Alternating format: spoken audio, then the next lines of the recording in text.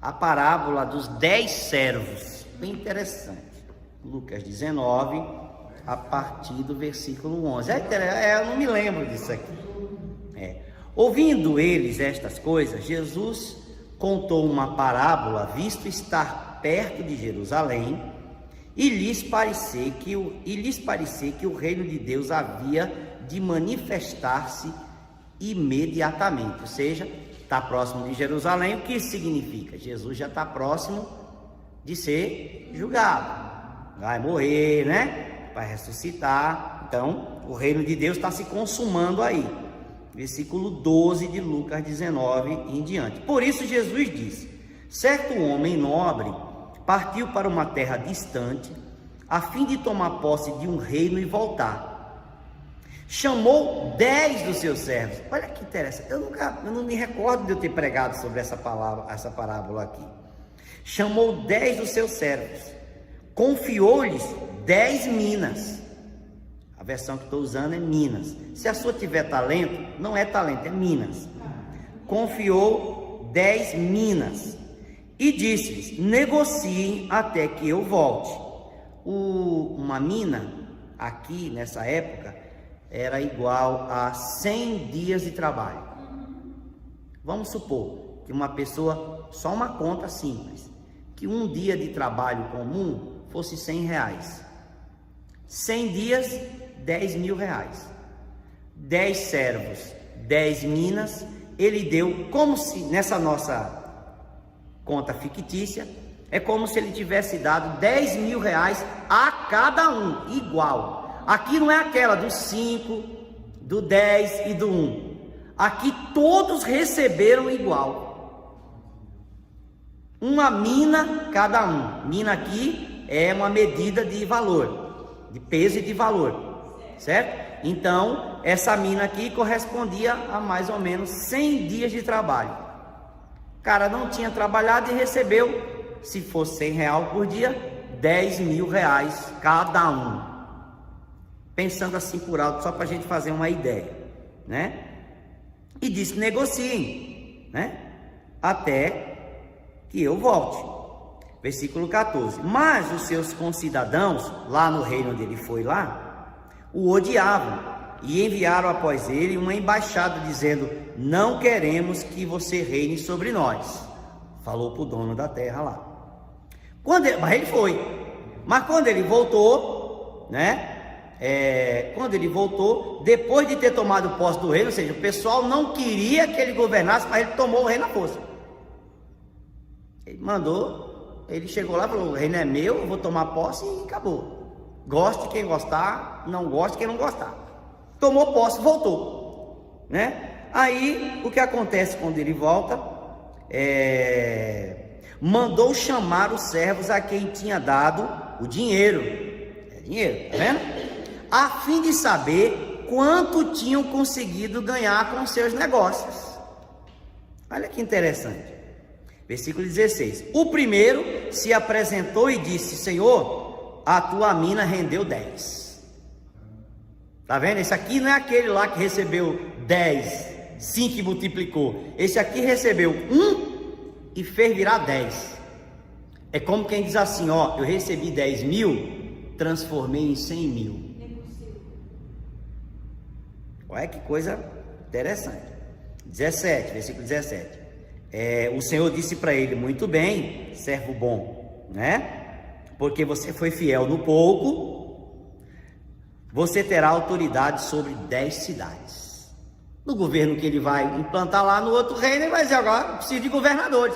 O que ele fez na realidade? Um teste. Com 10 dos servos dele, de confiança, ele fez o teste para saber se eles podiam ir com ele para governar lá onde ele quer. Olha que mentalidade. Ele jogou o verde, como diz o nordestino, para colher maduro, né? Olha aí, versículo 18, né? O segundo servo veio e disse: Senhor, a sua mina rendeu 5. De 1 multiplicou 5, ou seja, de 10.000 na nossa continha fictícia, virou 50. Rendeu 5. A este o Senhor disse: você terá autoridade sobre 5 cidades. Quer dizer, na quantidade que eles multiplicaram, ele está dizendo assim, ó, se você multiplicou 10 vezes, então você tem a potencialidade, a capacidade para governar sobre 10 cidades. Você multiplicou 5, então sua capacidade é para governar 5. Ele fez a conexão de como a pessoa gerenciava o dinheiro para descobrir a capacidade que a pessoa tinha de governar. Isso aqui tem muito chão, isso aqui dá para falar muita coisa, mas eu não vou falar sobre isso hoje, né? E aí, vamos continuar, versículo 20. Então veio outro servo, passou todos, mas aquele conta de 3, que fica parecida com aquela outra lá. Ah, tem que ser igual? Não, ele pode contar parábola diferente, pode misturar, diminuir número, porque é uma parábola, não é um fato real, ele só está contando. Jesus que contou, né? E aí o que acontece? Veio o servo dizendo: Senhor, aqui está a tua mina, que eu guardei embrulhada num lenço, porque tive medo do Senhor, que é homem rigoroso. O Senhor retira o que não depositou e colhe o que não plantou. Olha, o Senhor tem uma autoridade, o que colhe o que não semeou. Versículo 22. Mas o Senhor respondeu: servo mau, olha, eu o julgarei usando as suas próprias palavras. Você sabia que eu sou homem rigoroso, que retiro o que não depositei e colho o que não semeei? Por que você não pôs o meu dinheiro no banco? Dinheiro não é do camarada, era empréstimo. Por que você não pôs o meu dinheiro no banco? E então, na minha vinda, eu o receberia com juros. E disse aos que estavam ali: tirem dele, a mina e deem ao que tem as 10. Eles responderam: Senhor, mas ele já tem 10. Aí o Senhor disse o quê? Pois eu declaro a vocês que a todo que tem lhe será dado ainda mais, mas ao que não tem, até o que tem lhe será tirado. Forte isso aí.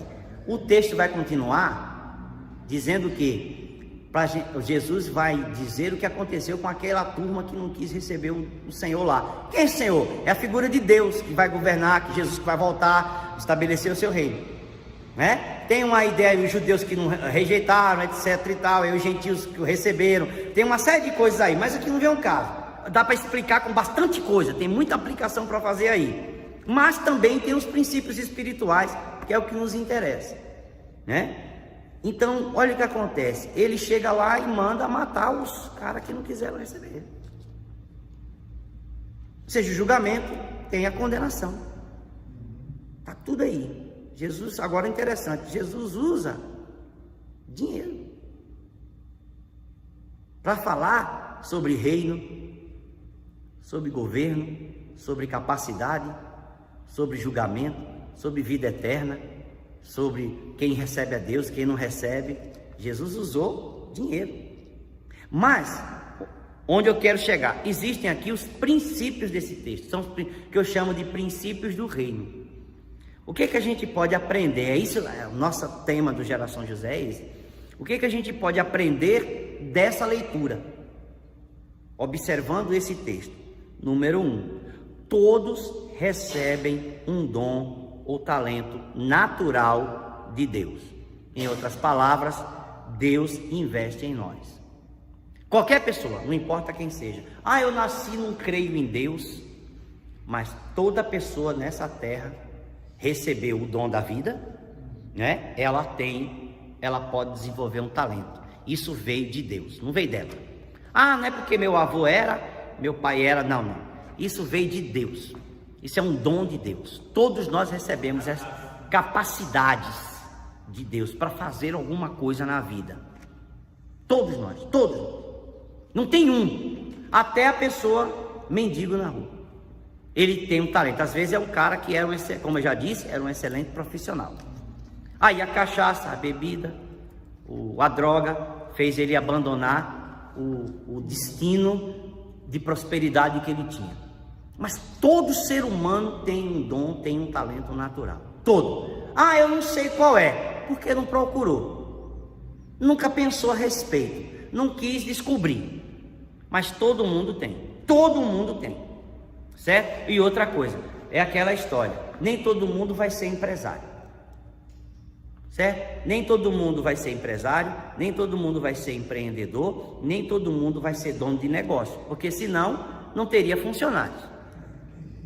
Certo? Ó, nem todo mundo vai ser dono de avião, nem dono de carro esportivo, porque também a gente precisa de mecânico.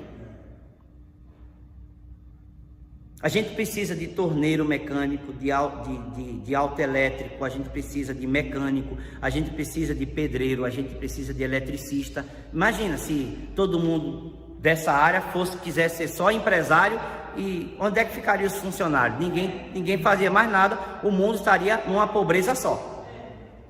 Porque ninguém faria. Então assim, nem todo mundo vai ser uma coisa, nem todo mundo vai ser outra, nem todo mundo vai ser dono de empresa, nem todo mundo vai ser milionário. Mas cada pessoa tem o seu talento, tem o seu dom, pode fazer alguma coisa. Semana passada a gente viu alguns exemplinhos aqui, certo? Então essa é a primeira coisa que a gente vai entender. O Senhor chamou 10 e deu igual para os 10. Todo mundo recebeu. E só 3 ali, 2 mostrou a capacidade de multiplicar. Os 7 que recebeu cada um, não diz que multiplicou. Deve ter multiplicado, porque ele repreendeu um que não multiplicou, mas certamente não multiplicou o dinheiro na quantidade do que multiplicou 5 vezes, nem do que multiplicou 7. Pode ter multiplicado 2, 3. Ele ficou na dele, não mencionou, mas mencionou aquele que recebeu o dinheiro e não multiplicou. Então, só um dos 10 não multiplicou, e dos 10, só 2 multiplicaram além do normal, um 5 vezes, outro 10 vezes. Então isso é claro para a gente, todo mundo recebe um talento, recebe um dom e um talento, mas o que a gente faz com ele, cada um faz da sua maneira, com sua própria capacidade, certo? Por isso é que tem um mecânico. Tem no nosso bairro, tem quantos mecânicos tem? Quantos funileiros não tem? Quantos, vamos pensar em profissões assim, quantos borracheiros não tem? E todos têm trabalho.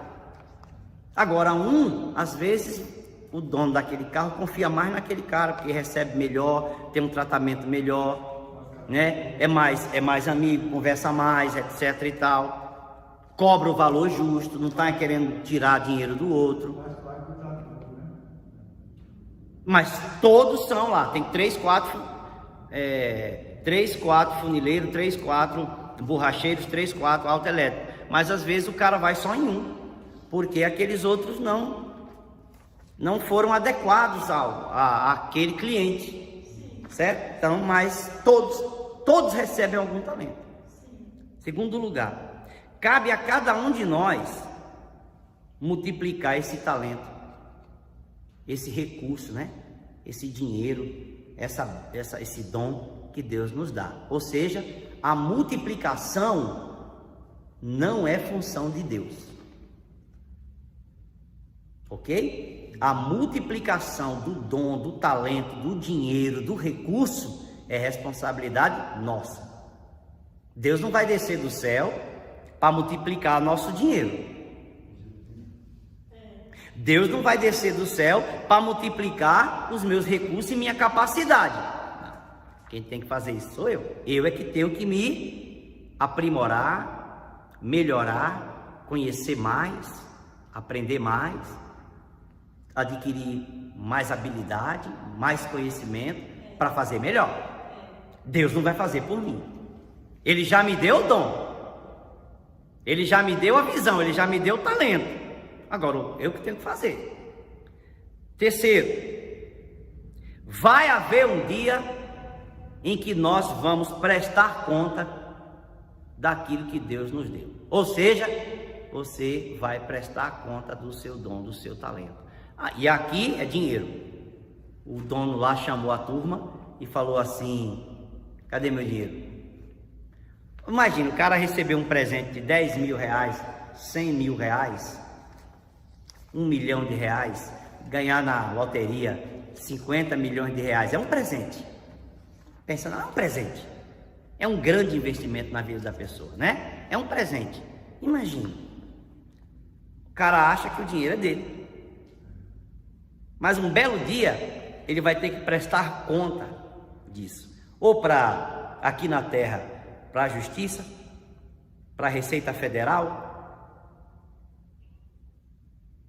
para os parentes, né? E amanhã, se for um péssimo gestor e um homem mau, ainda vai prestar contas a Deus pelos seus pecados.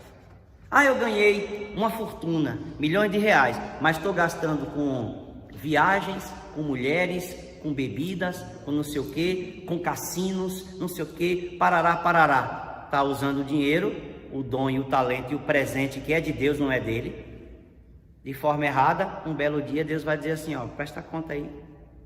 Tu pensava que era teu? Cadê meu dinheiro? O que é que você fez com ele? Hã? Você multiplicou o pecado na sua vida com o meu dinheiro? Vai ser condenado.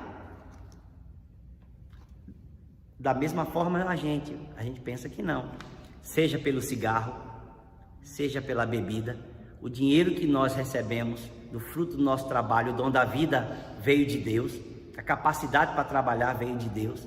Aí a gente pegou o dinheiro e vai comprar cachaça, vai comprar cigarro, vai comprar drogas. Nós estamos fazendo o uso errado do talento e do dom. Num belo dia, se a gente morre nessa situação, ainda vai ser condenado. E é como que Deus diz assim, o que é que você fez com o dinheiro que eu te dei? Ah, não sabia que era o Senhor que tinha me dado, não. Não, você não estava vivo? Não estava vivo? A vida veio de mim. A sabedoria veio de mim. E aí, filho? Ah, não sabia. Deus é dono. Salmo 24 diz o seguinte: do Senhor é a terra e a sua plenitude, os homens, os animais e tudo que nela há. Ora, se tudo nesse planeta pertence a Deus, todos os seres humanos, crendo em Deus ou não, pertencem a Deus. Deus tem o direito de pedir conta. E aí o cara está pensando, não, foi meu esforço. Foi? Foi. Só que o dinheiro é meu. Eu te dei a vida. Você tinha que ter esforço mesmo. Eu te dei a vida. O esforço é seu. Mas você tem que dar conta. Não é qualquer coisa que você pode fazer. Número 4. A recompensa de Deus. Aqui, gente, a gente tem que saber separar. A recompensa de Deus vem na medida do nosso esforço pessoal. Ou seja, Deus recompensa o esforço da pessoa. Agora, aqui recompensa não tem nada a ver com salvação. Salvação, ninguém pode fazer nada, não tem esforço, não tem vontade própria. Quem salva é Deus, eu não posso fazer nada para me salvar. Se Deus não me salvar, não resolve. Eu não estou salvo, certo? Então eu não tenho que praticar a justiça para ser salvo. Eu sou salvo por Deus por graça, sem merecer, sem fazer nada. A única coisa que eu fiz foi pecar, né? Deus então me salvou. Agora eu demonstro depois de salvo a minha justiça, a justiça de Deus na minha vida, a salvação. Como é que eu demonstro que sou salvo? Pelas obras. Eu não faço obras para ser salvo. Agora, recompensa é um prêmio. Aí todos os cristãos, todos os homens vão receber ou não prêmio de Deus, recompensa espiritual ou física. Como é que Deus recompensa as pessoas? Aí está na Bíblia toda, lá Gênesis, Apocalipse, né? As ações dos homens têm recompensa. Não é salvação, é prêmio, é bênção. Não é salvação, não tem nada a ver com salvação, tem a ver com bênção, né? Então a gente separa. Recompensa é um prêmio. Fez a coisa certa, eu estou te premiando. Mas você já é salvo. Mas eu quero te premiar mais, porque eu estou vendo o seu esforço. As pedrinhas da coroa. Você já é salvo, né? Mas, como você está se esforçando tão bem, eu vou te dar mais. Eu vou te presentear com mais. Então é isso. Então, a recompensa Deus dá de acordo com o esforço de cada um. Menos esforço, menos recompensa. Mais esforço, mais recompensa. Da mesma forma, trabalho. Mais trabalho, mais você ganha. Menos trabalho, menos você ganha. Essa coisa do cara dizer assim, não, eu quero trabalhar só 4 horas por dia e quero ganhar como se estivesse trabalhando 20 horas por dia. Isso não vai acontecer. Tem até livro dizendo assim, trabalhe menos. Acho uma bobagem o cara entrar numa dessa. Eu li um livro desse recentemente. O cara vai ver tudo que precisa. O cara trabalha mais do que o outro. Está dizendo para as pessoas trabalharem 4 horas, mas manhã, tarde, noite, de madrugada, ele está o tempo inteiro pensando naquilo, produzindo aquilo. Então ele está trabalhando mais do que 4 horas por dia. Só que ele está dizendo para as pessoas, trabalhe 4 horas por dia, e ninguém vai ganhar o que ele ganha, porque ele trabalha o tempo inteiro. Da mesma forma esse pessoal que faz vídeo na internet. Faz isso, mostra que está nas Maldivas, está não sei aonde, está viajando para lá. Só que o cara está com o computador o dia todinho. O dia todinho ele está com o computador, ele está produzindo, ele está gravando vídeo, ele está fazendo não sei o que, ele está dando palestra, fazendo o que, o dia todinho, entendeu? Ele está ali trabalhando várias horas por dia, acorda de madrugada, faz não sei o que, aí está dizendo para a pessoa que deve acordar 9 horas da manhã. Então está enganando a pessoa. Isso não é verdade, gente. Isso não é verdade. Uma outra vez eu vi um senhor americano, né, ele gosta dessas palestras assim também, ele inclusive é ator de cinema, e ele falando assim, ele estava no lado dos Estados Unidos, ele falando da costa oeste e costa leste, né, de mar a mar, né, ele falou assim, nós temos fuso horário aqui nos Estados Unidos, se você acordar 8 horas da manhã aqui, lá na costa leste é 7 da manhã, então o cara que acordou às 7 da manhã, já ganhou 1 hora do dia, você ficou para trás 1 hora. Eu achei muito interessante dizer, mas aqui é verdade. Ele falou, então você tem que acordar às 6, para você competir com um cara que tem 1 hora de vantagem. Se você realmente quer competir, quer ser o melhor, se você acordar às 7, o cara lá acordou que seria 6 para você.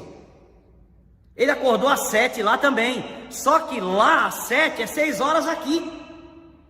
Tem 1 hora de diferença. Então ele está na vantagem.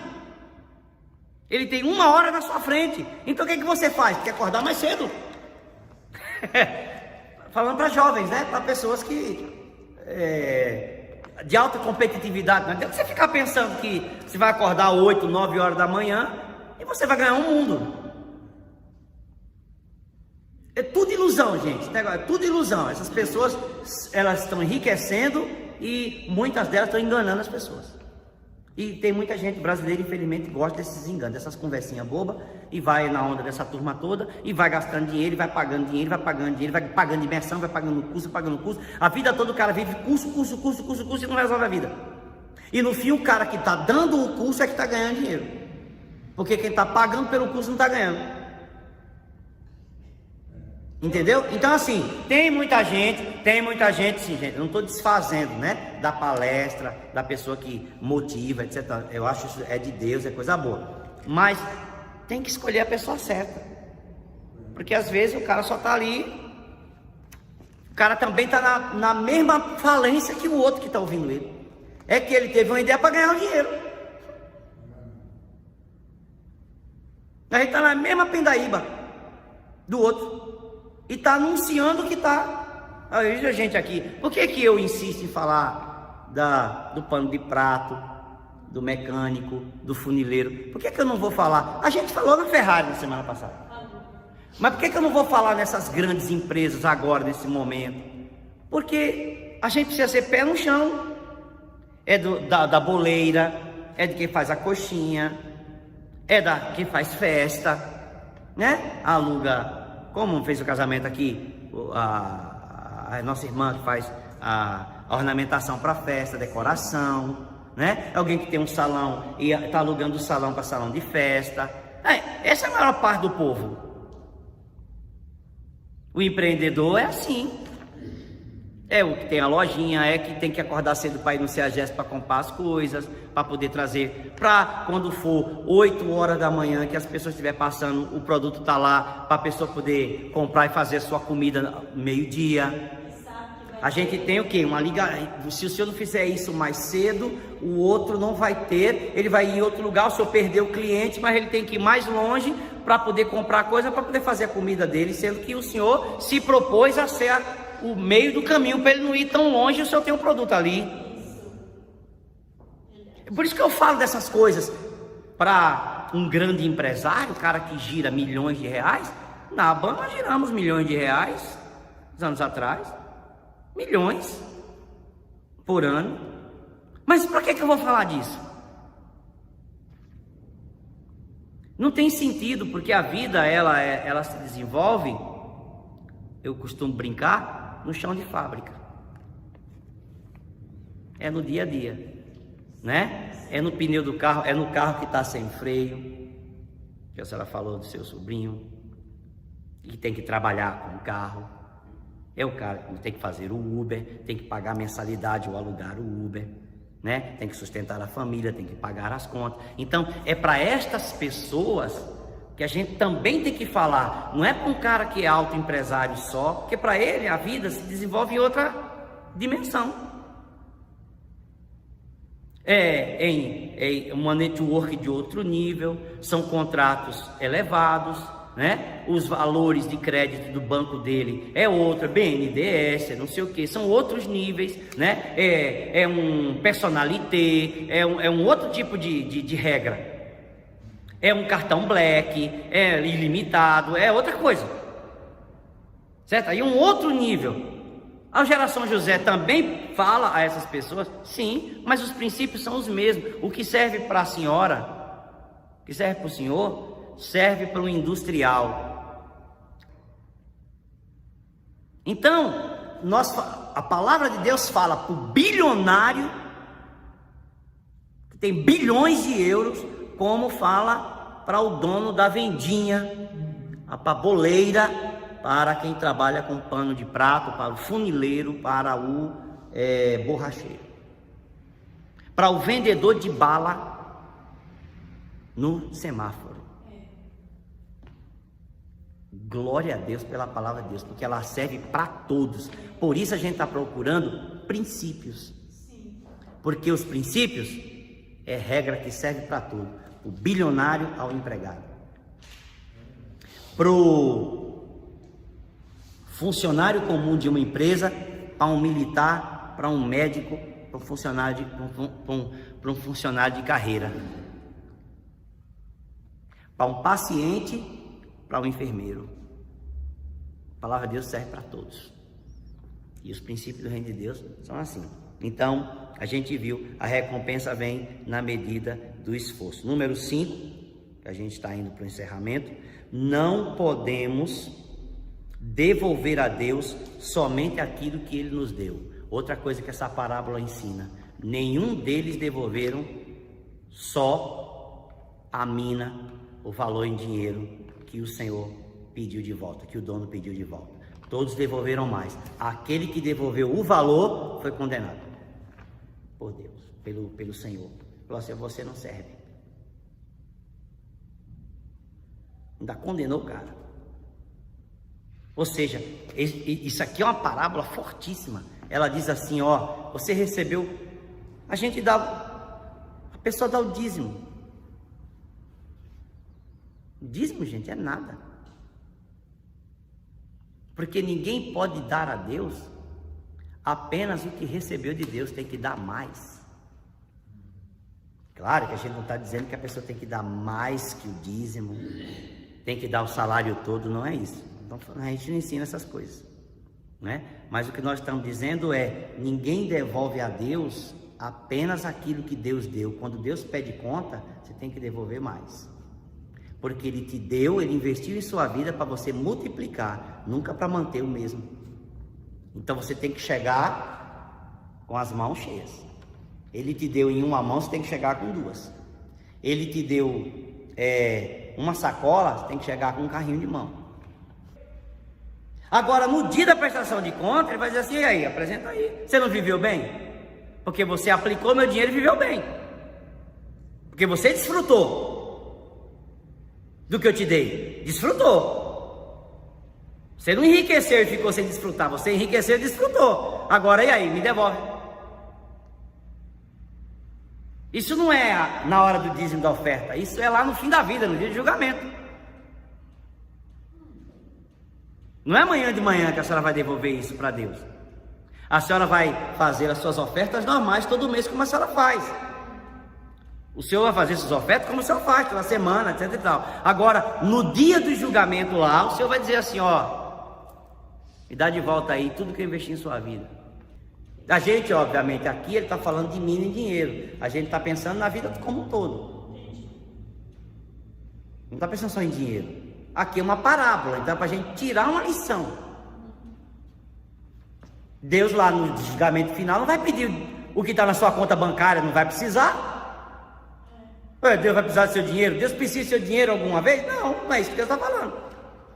Aqui é uma parábola, é para ilustrar, para a gente imaginar, poxa, eu tenho que devolver a Deus o que Deus me deu, eu tenho que devolver, eu tenho que dar tempo para Deus, fazer as minhas orações, meu quarto secreto, no culto, ajudar pessoas a ganhar almas, contribuir na igreja, porque Deus me deu. Abençoar pessoas, ajudar quem precisa.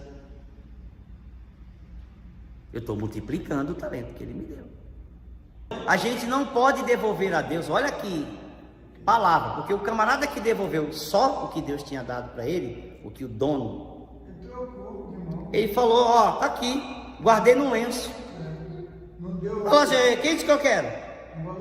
Olha que interessante. Eu falei, quem disse que eu quero? Isso é um teste.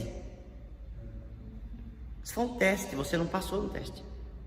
Tira dele e dá para o cara que tem 10. Porque o cara que multiplicou para 10, ele tem capacidade de multiplicar, de administrar uma a mais. Mas esse que não multiplicou uma, não tem capacidade de nada. É um teste, você não passou no teste. Está pedindo conta do que eu ofereci a você, que Deus deu. Tudo. É sério, isso aqui não é brincadeira, porque a pessoa vai ser condenada eternamente. A parábola do outro talento lá também, o cara condena eternamente, morre, vai para o inferno. E as pessoas brincam achando que isso aqui não é a realidade. Mas Jesus falou isso aqui para não estar ensinando uma coisa séria. Ele explicou para uma coisa séria, para dizer assim, leva a sério o que eu estou falando, porque isso aqui é sério. Por último, número 6. Tem uma pergunta que a gente precisa responder, né? Fica uma pergunta. O que o homem condenado tinha, né? Não tinha. O que o homem condenado, aquele de um talento lá que não multiplicou, de uma mina, não tinha que os outros possuíam, já que todos receberam o mesmo valor? A pergunta é: o que os outros tinham que esse cara não tinha, se todo mundo recebeu igual?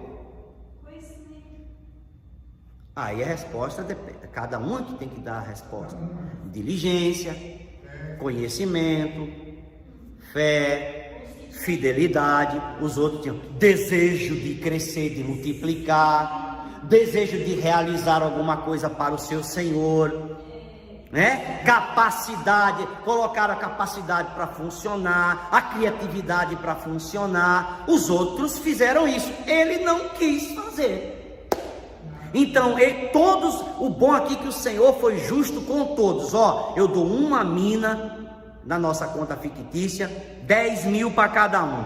Gente, 10 mil nem é muito, nem é pouco. Pensando aqui no nosso dia, 10 mil nem é muito, nem é pouco. Mas a pessoa pode começar um negócio com 10 mil. 10 mil reais. Não é pagar dívida, começar um negócio. Não estamos falando assim, se entrar 10 mil aqui na minha mão hoje, se Deus me der, entrar do nada 10 mil reais, se alguém me presentear com 10 mil reais, tenho dívida para pagar. Não é isso que estamos falando. Esse dinheiro que entrar, inesperado, esses 10 mil, vamos imaginar, fictício, né? Entrou 10 mil, você tem que criar um negócio para multiplicar, não é pagar dívida. Aqui também não está dizendo um tempo, porque o tempo pode ser relativo aqui. Pode demorar, pode ser um ano, pode ser meses, pode ser dias, aqui não tem. Quando ele voltou, então ele deixou o tempo passar para que as pessoas pudessem usar a criatividade e multiplicar. Então a gente está falando de gerar algo do nada. Por que de gerar algo do nada? Porque aquele dinheiro eles não tinham. Esses investimentos assim, você multiplica com trabalho. Então você faz aquilo girar mais. Se a gente tiver essa mentalidade desde criança, o país fica próspero. Ninguém fica pedindo nada, ninguém fica dependente de governo.